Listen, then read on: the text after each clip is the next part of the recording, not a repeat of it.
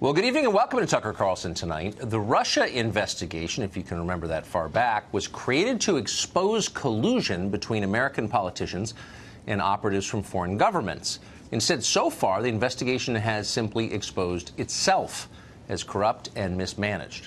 Newly released text messages from FBI agent Peter Strzok suggest high-level FBI operatives were not on the level about the investigation from the very beginning. Fox chief intelligence correspondent Catherine Harris joins us now with details. Catherine. Well, thank you, Tucker. The text messages are a window into the FBI's highly charged internal politics under then-Director James Comey and suggest at least one senior investigator was skeptical the Russia probe would uncover wrongdoing. 2 days after Special Counsel Robert Mueller took over the probe in May, now demoted FBI agent Peter Strzok and now reassigned FBI lawyer Lisa Page discussed the merits of joining Mueller's team. Strzok tells Page, "You and I both know the odds are nothing. If I thought it was likely, I'd be there, no question. I hesitate in part because of my gut sense and concern there's no big there. In another more cryptic text, Strzok writes, "I personally have a sense of unfinished business. Unleashed it with MYE, that stands for mid-year exam, the FBI's code name for the Clinton email case. And now I need to fix it and finish it."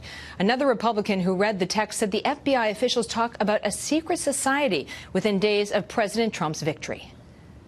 There was a society of at least two people, to include Peter Strzok and Lisa Page, that had a desire to keep Donald Trump from becoming president, and then an expressed intent to work against him after he was elected president.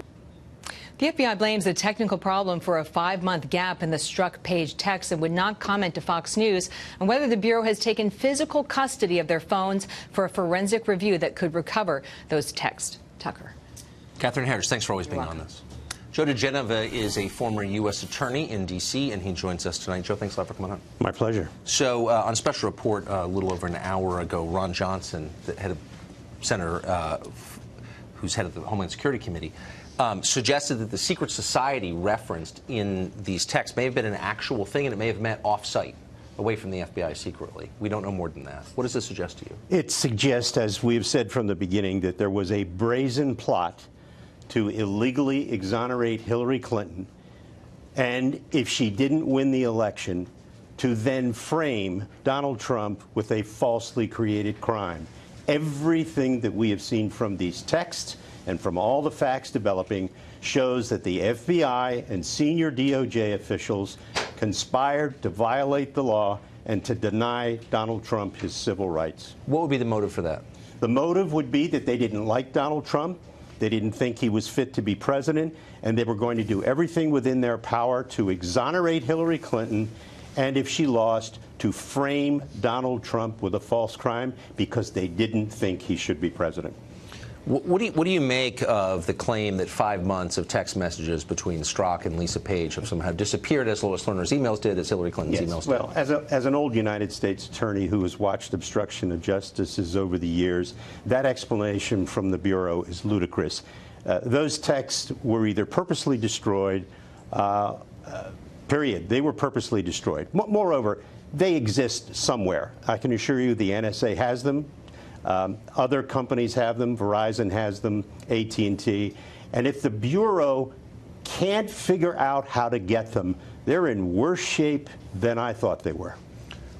So you don't buy it at all? No, absolutely not. Those texts exist, and if they don't exist, they were destroyed. So you suggest this is obstruction of justice. How do we proceed if the country's chief law enforcement agency is itself guilty of that? Well, the Attorney General needs to appoint a special counsel, and if he doesn't want to do that, he needs to make sure that the criminal division of the Justice Department impanels a grand jury immediately and starts putting in that grand jury under oath Comey, Strzok, Page, Baker, McCabe, everybody, and senior Justice Department officials, Sally Yates, Bruce Orr, and others, John Carlin, the head of the National Security Division, all of these people need to be in front of a federal grand jury. We have long since passed the time when we need to have just congressional investigations for this.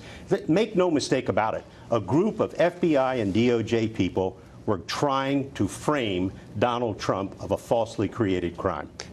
Is there any possibility the Justice Department has already impaneled that investigation? Oh, I certainly hope so, because we're long past the time when that should have been done. I hope they have. If they haven't, I can't imagine that they're not about to do so shortly. Why is it so hard for the FBI to respond to legitimate and lawful requests for information from the Congress, which provides oversight? It shouldn't be. I don't understand it. I must say Christopher Wray's performance has been extremely unimpressive with regard to how to lead an agency at a time of crisis, how to respond publicly, how to respond to Congress, how to carry out your duties. It has been an abysmal performance by Director Wray.